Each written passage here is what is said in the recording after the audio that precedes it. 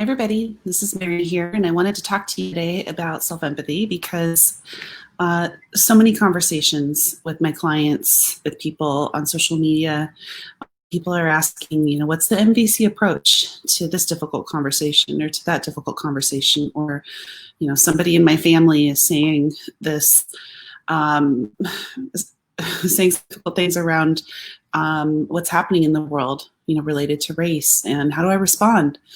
And those are all important things. And there's one place that I keep reminding people, like we have these NVC tools, and the very, very, very first one that informs whatever it is that you're going to do on the rest in terms of those conversations is self-empathy. So I wanted to talk about the 7 kinds of self-empathy. Sometimes I call these the 5 kinds. You can decide for yourself which number fits better. Two or three of them kind of go together. But I want to credit Kristen Masters because some of these come from our time together and learnings from her.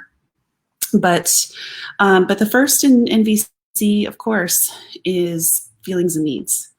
And I meant to get my Grok cards. I was going to pull them up, just because, right? The tried and true, what am I feeling? What am I needing? I'm thinking these thoughts. I'm having these opinions about what I'm seeing on the news or what I'm seeing in my neighborhood or what I heard my family member say, and what am I feeling? What am I needing? And self-empathy, by the way, can also look at making silent guesses about what they might be feeling or needing, the other person that you're considering. But feelings and needs, step 1, right? And there's a lot of other types of self-empathy that can be, sometimes these are the gateway for me. So the second is somatics. What's happening in my body? So I'm having these thoughts go across my mind. I'm upset. So I might close my eyes. I always tend to put my hand on my heart, around my belly, and just asking yourself, like, what's happening in the body? Is my heart clenched? Are my shoulders tight? Is my throat closed? Is my stomach fluttering? By the way, in terms of self-empathy, just in general, it can certainly be a question about, the lightness in my body. Is my chest open? Do I feel really connected to my feet? All of these would be self-empathy in terms of the somatics. So checking in with your body. What kinds of sensations do you notice there? So the third type is translating your judgments, your opinions, your thoughts into observations. So what's the pure observable here? And we won't go into this long teaching on the difference between a judgment and an observation in this video. But yeah, what can you find? What are the raw facts? What was the actual quote that was said?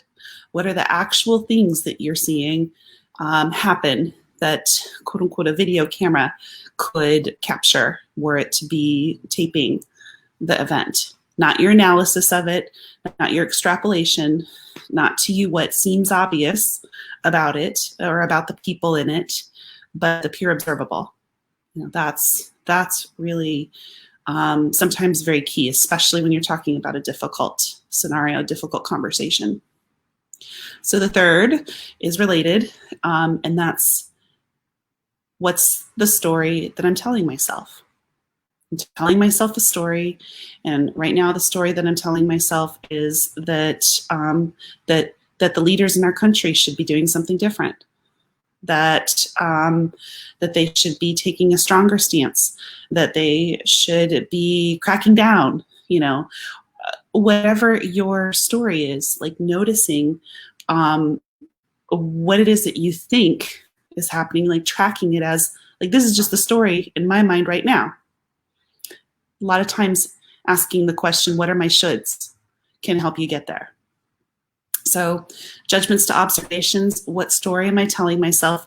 The third one that kind of goes in a little clump here with these other two, because these are all about thoughts, is what story does this remind me of? What does this remind me of in terms of other people, or in terms of other news events? Or does, when the person in front of me talks to me in this way that I'm judging as rude, does it remind me of my 5th grade teacher?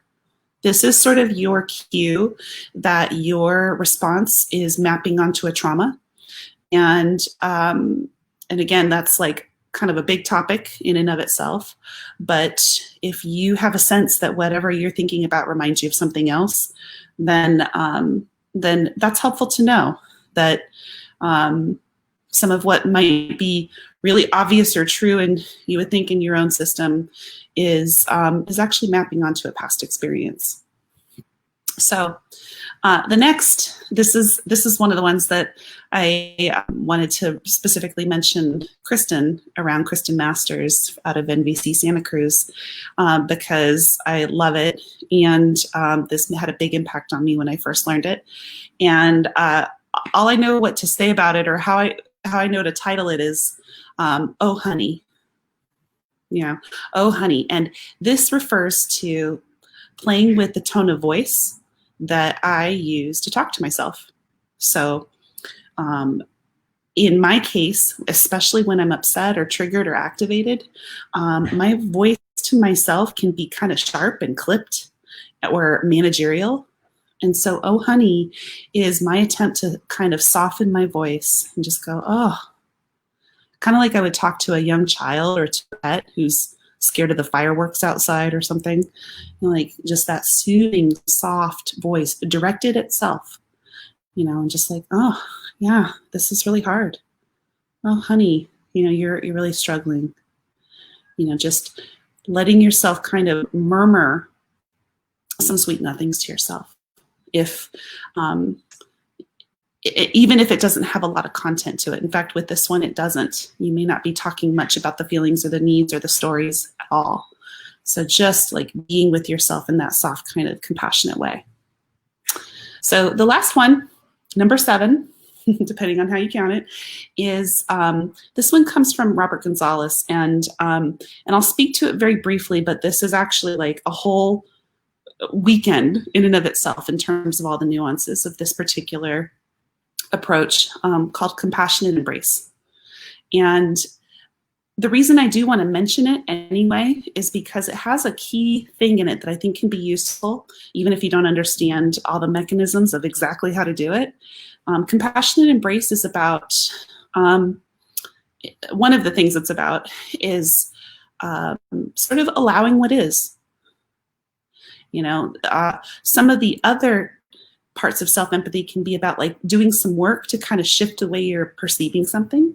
And compassionate embrace is really about letting yourself kind of, like right now you're really struggling, or right now this feels incredibly hopeless, or you're watching the world and right now you can't even imagine a way out of some of these huge divides between white people and Black people, and the economic disparities that, are the same as they were back in the 60s. Like just you're heartbroken, and that's what's true, right? So these are 7 different things that you can do, and sometimes you can do them in sort of combination with some of the others in the list in order to kind of access a little nugget that otherwise isn't available to you.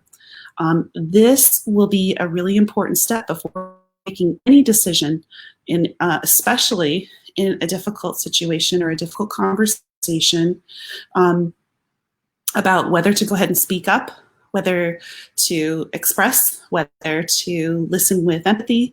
Like when you're deciding what steps to take, the self-empathy will inform that hugely. So I hope this is helpful, and we'll see you on the next video.